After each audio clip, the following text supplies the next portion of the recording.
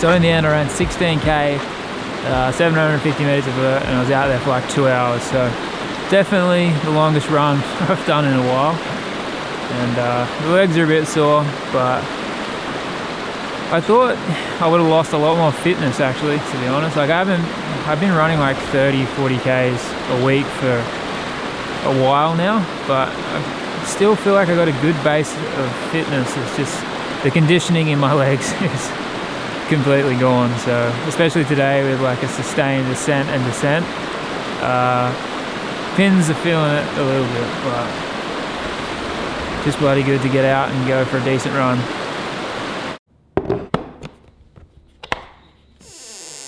So yeah, I already opened the watch like 2 months ago, but I had to show you how sick the case is that it comes in, because it's super rad. But it's the Coros Vertix. I was really curious about this watch, just heard a lot of people talking about it and saw a lot of people using it. And they were cool, sent me a loaner unit to try it out. As far as I know, I don't get to keep this, but I have been able to test it thoroughly for the past 2 months, and I think it's a really good watch. You know, watches are probably the most expensive piece of running equipment that you're going to buy. So, you know, for me, when I spend a good chunk of money on one, I want to be able to take it out of the box, put it on, and just be able to use it and have it work. I don't want to be mucking around with it, trying to, you know, find GPS or have it sync or whatever. You know, and this watch has been really easy to set up and use, and I haven't had any troubles with it. The data out of it's been super accurate and consistent, which is something I really appreciate after just having spent a lot of money on a Suunto 9, which is basically unusable. Like, I had nothing but trouble with that watch. And probably the biggest thing though with this watch is the battery life. Like, it's just insane. Had it for 2 months, I've charged it once. It's on 43% right now, so pretty crazy. And yeah, that's really nice. And other than that, it does everything that I personally want a watch to do, which is to show my run duration, my distance, my pace, my average pace, and my elevation gain. They're the only things that I really ever look at. So it does all that, and it does it great. You know, the Garmin Fenix 5 is kind of like my favorite watch of all time, but based on what I want a watch to do, this is kind of a step up from that, just based on the battery life. It's so good. I haven't tried out the navigation and stuff like that on it yet, which is not something I generally use a lot while I'm here at home. I did use navigation on my Garmin a fair bit while I was traveling overseas in Europe and in new locations last year, but yeah, Ginger Runner did a really good review of this watch. I would highly suggest going to watch that if, you know, you're seriously considering picking one of these up. He basically summed up all my thoughts and opinions on it perfectly and went, you know, a lot more in depth about it. So definitely check that out. Yeah, it's rad. I'm stoked on it. Hopefully they'll let me keep it. So this past Wednesday, I went and did a black and white printing workshop. I did this at Work in Process, which is a film photo lab in Melbourne. They also have a darkroom space, and they hold regular black and white and colour printing workshops, which is super cool. And I've always just really wanted to print in the darkroom, but it's something that just never really got around to, never really knew where to get started with. So it's basically the perfect way to do it. It's a 4-hour-long course held by Brock, who's super knowledgeable, nice guy, and he explained things really well. It was easy to understand, and the course in general is just like a really good way to pick up all the basics and get started printing in the darkroom.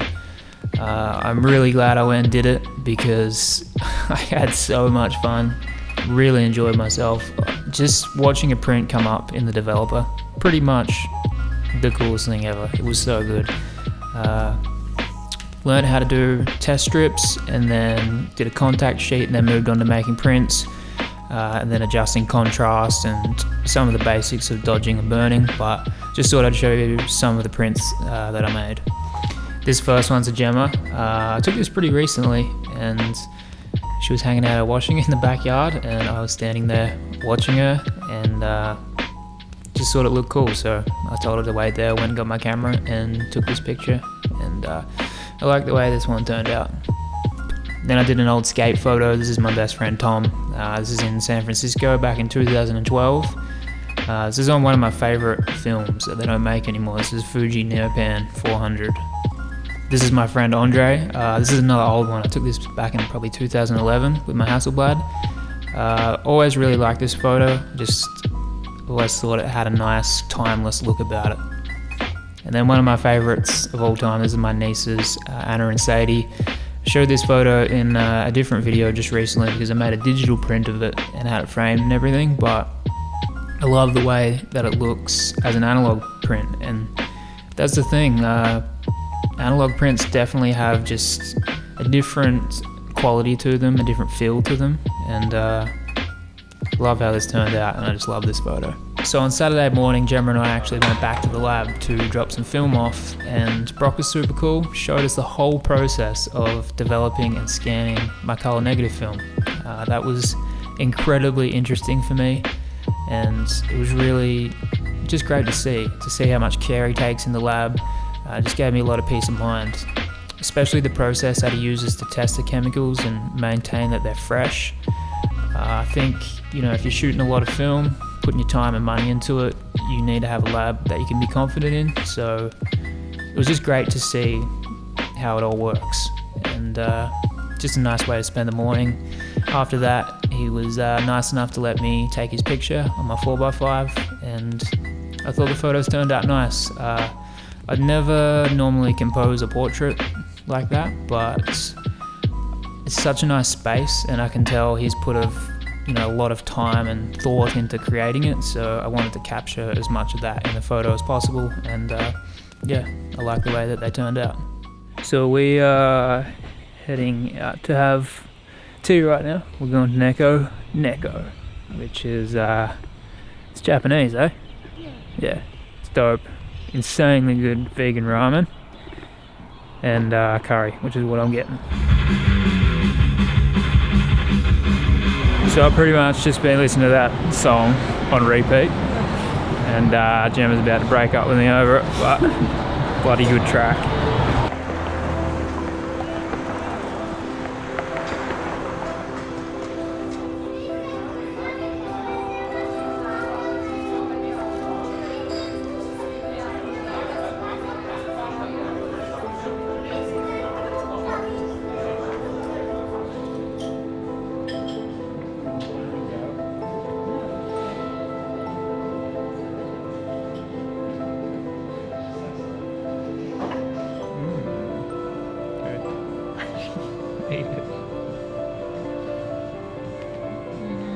So that was our weekend.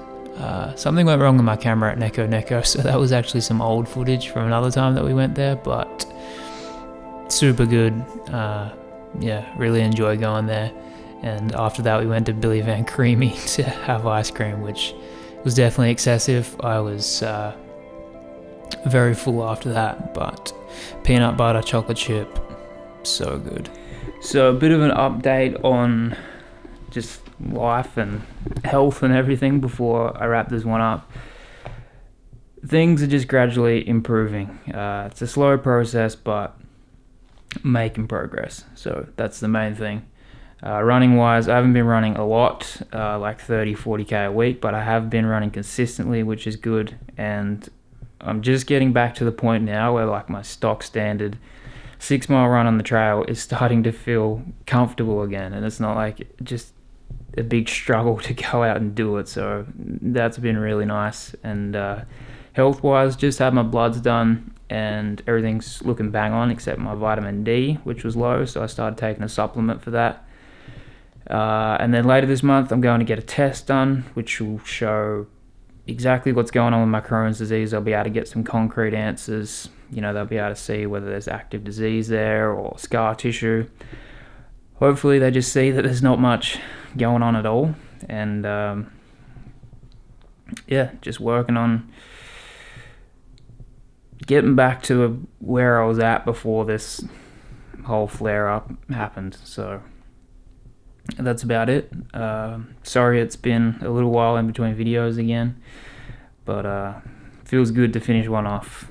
I love making these things still. And thanks for watching it. I hope you dug it, and thanks for the support as always, and I'll catch you again soon.